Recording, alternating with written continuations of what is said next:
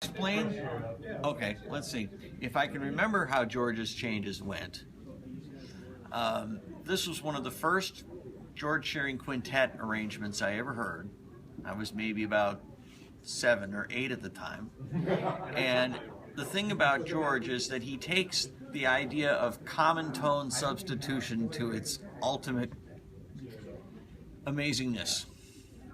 And so his changes on Somewhere Over the Rainbow, I think, go something like this. Now this is for the quintet, guitar, piano, vibes, bass, and drums. We're going to kind of get all the voicings in without the bass player. That's a little challenging. So here we go.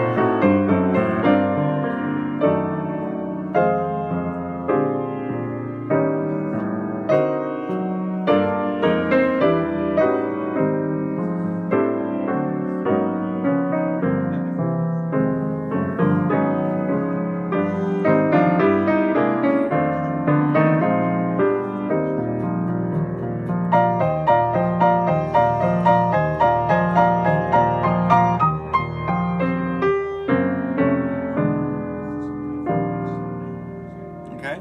Awesome. Now, one time, that inspired an arrangement that I did. One time, we were doing a big band rehearsal at New England Conservatory, and as a sight reading exercise, the band director brought out an arrangement of the 4th movement of Mozart's 40th Symphony. You all know.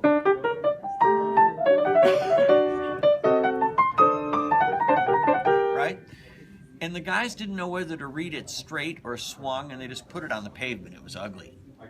So he said, okay, guys, I know what we're going to do. We're going to do an April Fool's Day concert of the dumbest charts ever written for big band, and I'm going to bring in something on If I Only Had a Brain, the director said. Well, I had realized that I'd forgotten If I Only Had a Brain. I'd forgotten the bridge, so I rented the VHS, remember VHS, of The Wizard of Oz to learn the song and corrupted it thus.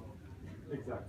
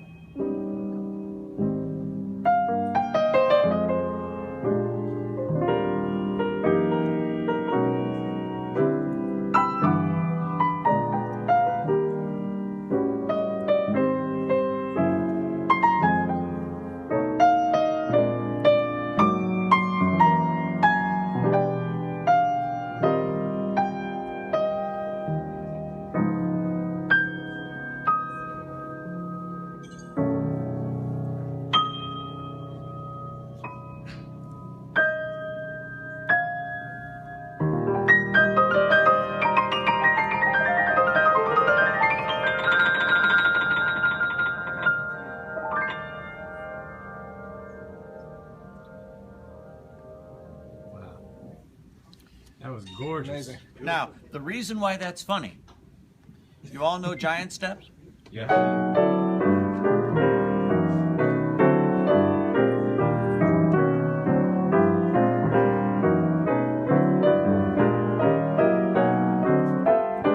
Right? And did you know that when Tommy Flanagan first saw those changes, he thought it was a ballad? Oh my gosh.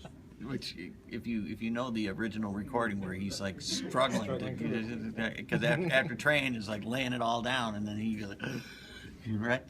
But the way the tune, the way If I Only Had a Brain goes,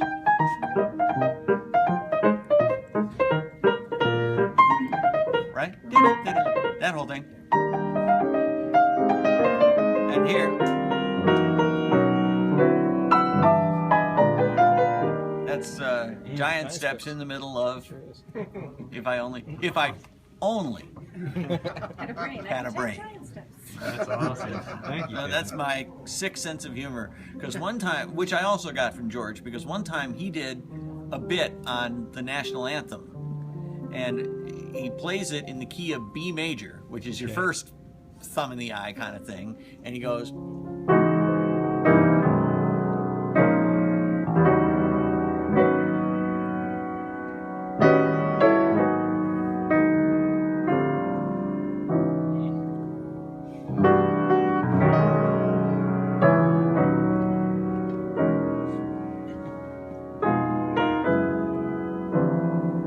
I'll skip to the bridge.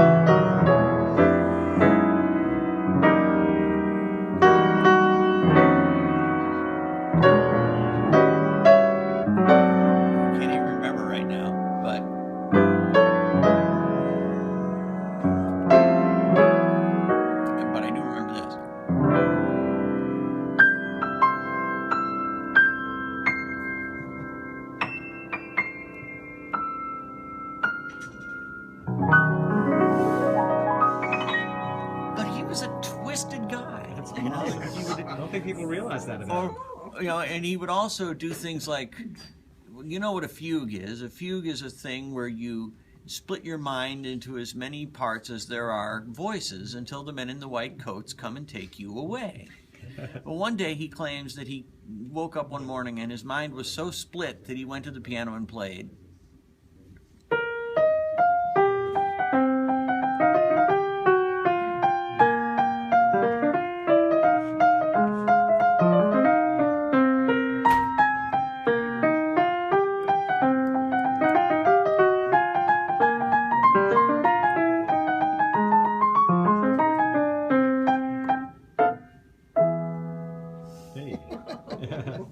But again, he was, and then he did, back when you had cigarette commercials on TV, he had the Salem theme.